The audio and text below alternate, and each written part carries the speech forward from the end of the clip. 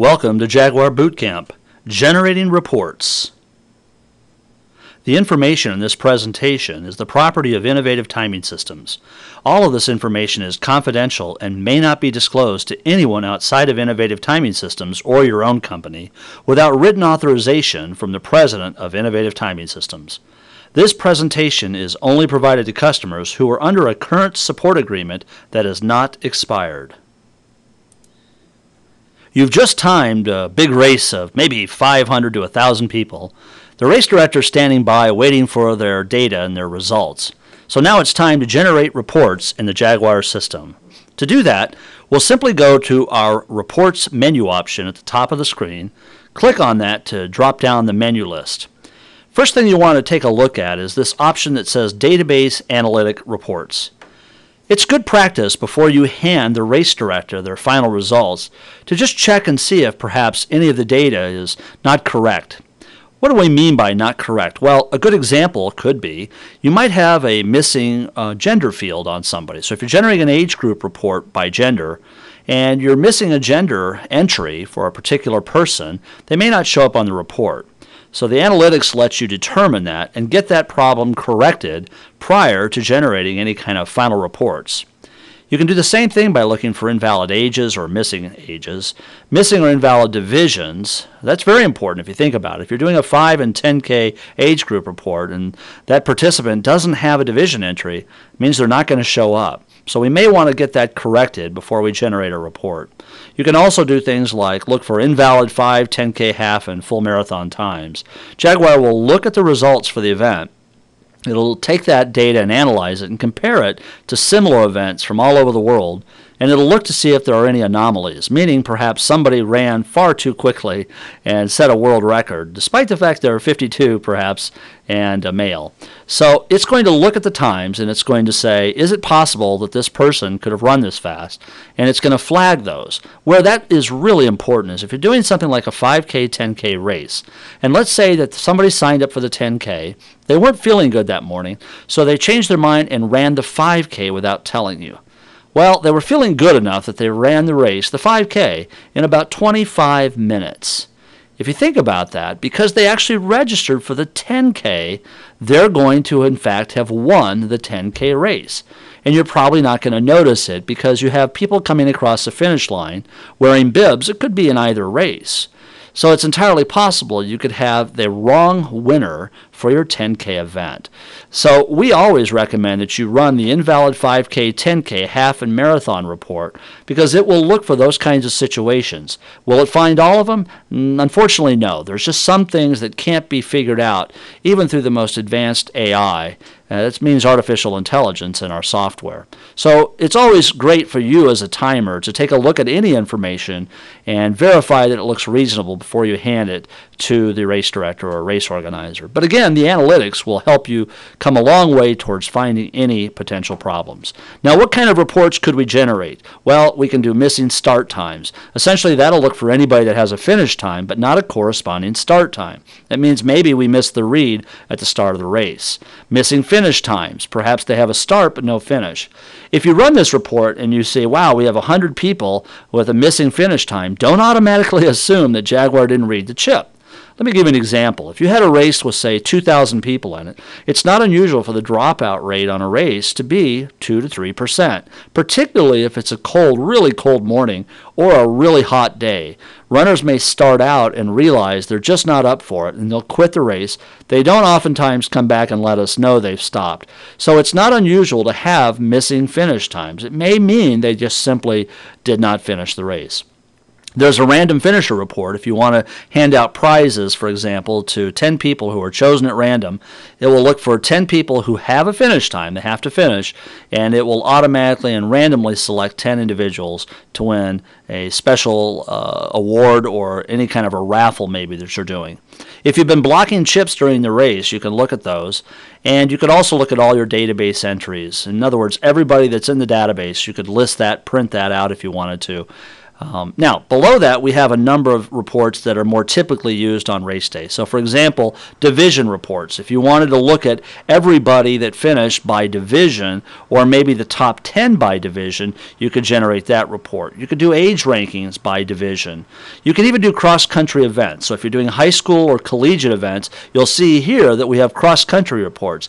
Probably the most popular is, and very typical, is the Score 5 show 7 by division. If you're timing cross-country, you'll already know what that means. If you need to learn more about that, you could simply come in like I'm doing here and practice. Just play with it. Select 5K, for example. I'm going to say I just want that to go to the screen, and it will generate a report and tell you if anybody has finished the cross-country race yet. So don't be afraid to try some of these reports and play with them. One of the things that's so important is before you arrive on race day, you should be totally comfortable running all these different reports, particularly when it comes to cross-country. Remember, cross-country, you're going to have to hand out reports within no more than perhaps a minute or two of the finish of a race. They're always eager to get that data. The coaches are standing around, and they want to know who did well in the race so that they can build essentially the team that's going to run maybe in the afternoon for that coach. In other words, he's going to hand select the athletes and put together a roster.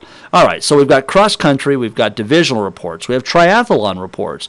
One of the most important might be the swim completion report. It's not unusual for the race director to say, we need to make sure everybody's out of the water. So you can run a swim completion report, and what that does is it looks for anybody with a start time, and it checks to see if there's a split 1 time for them, meaning that split 1, they've come out of the water.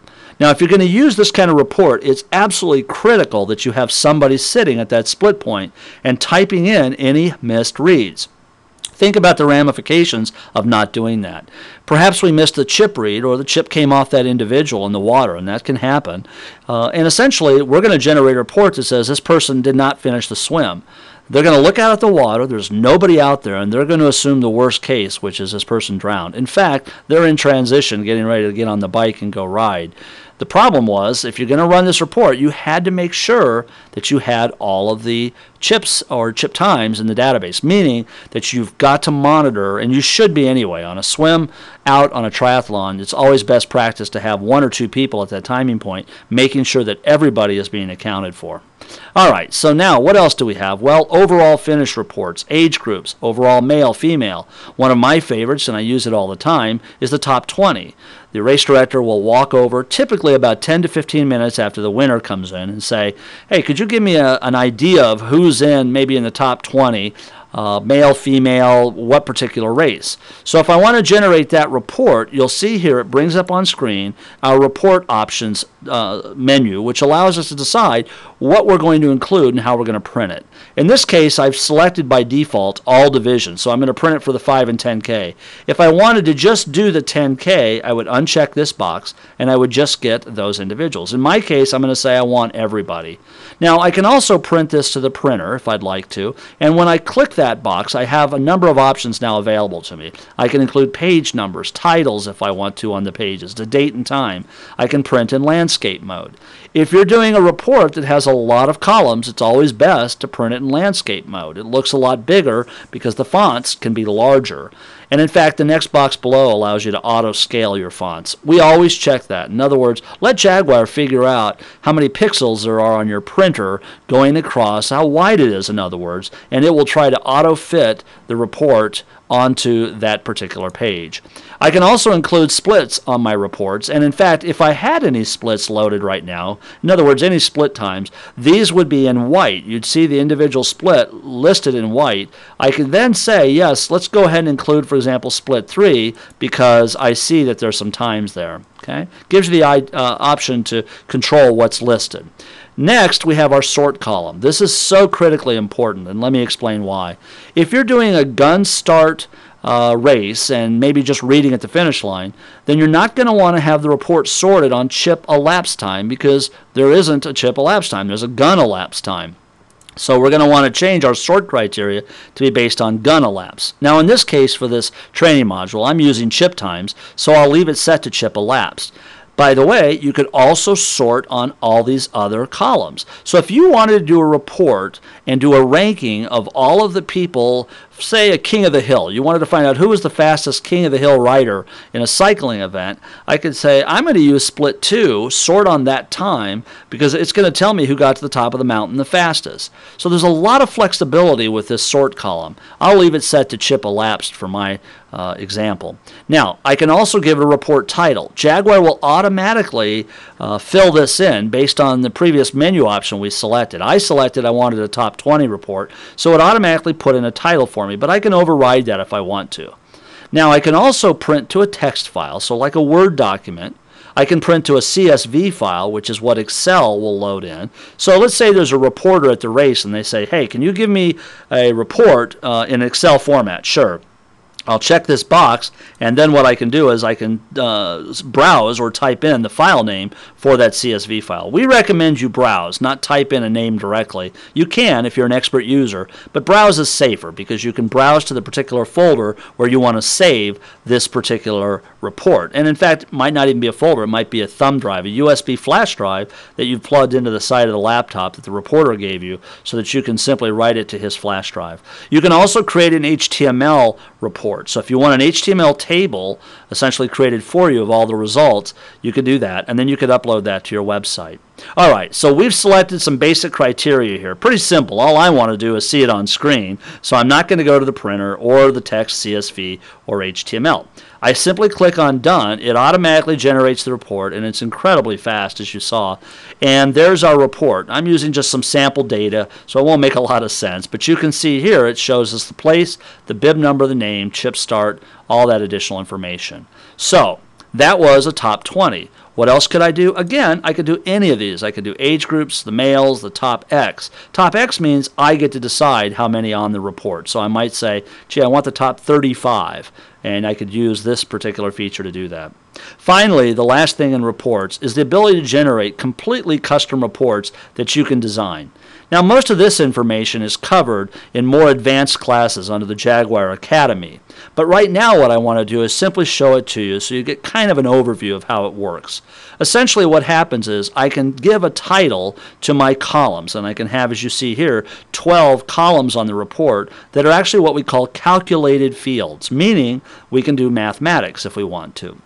And let's use an example. I might say, you know, I really would like to take split 2. I'd like to subtract from that split 1. What does that give me? It gives me the amount of time it took for them to transition from one point to another out on the course. I could set my units and say I'm going to show this in miles per hour because maybe it's a cycling event. And I could type in my distance and say that's a 12-mile distance.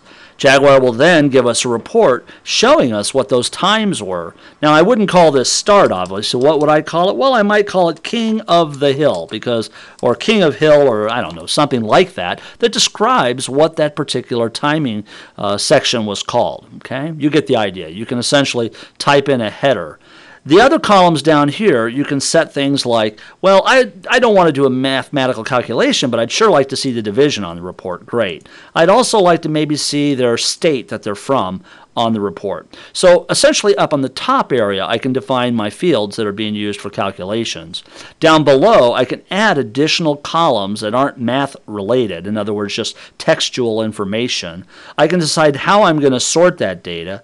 I can give it a title, and then I can even set tougher criteria for what I want to include. So for example, I've defined the report, but I only want to print it for all my males, females, age groups, top 50.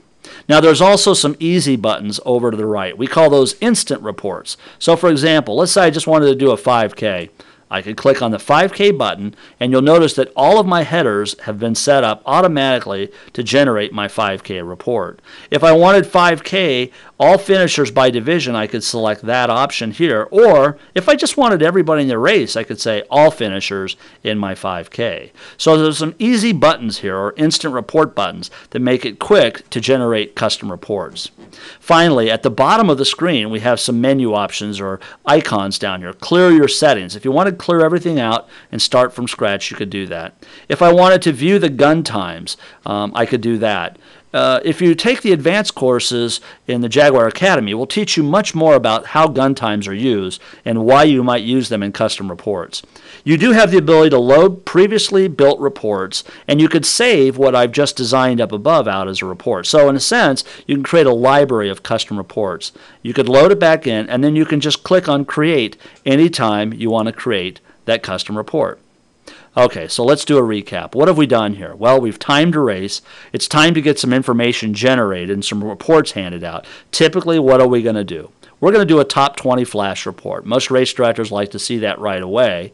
If it's a typical running event, I might then do the age group report. They'll almost always want that right away. And finally, I might do an overall finish report so that people can see how they did against everybody else in the race. Well, that concludes our training on how to set up reports in Jaguar version 4. Thanks for attending. We'll see you in our next module.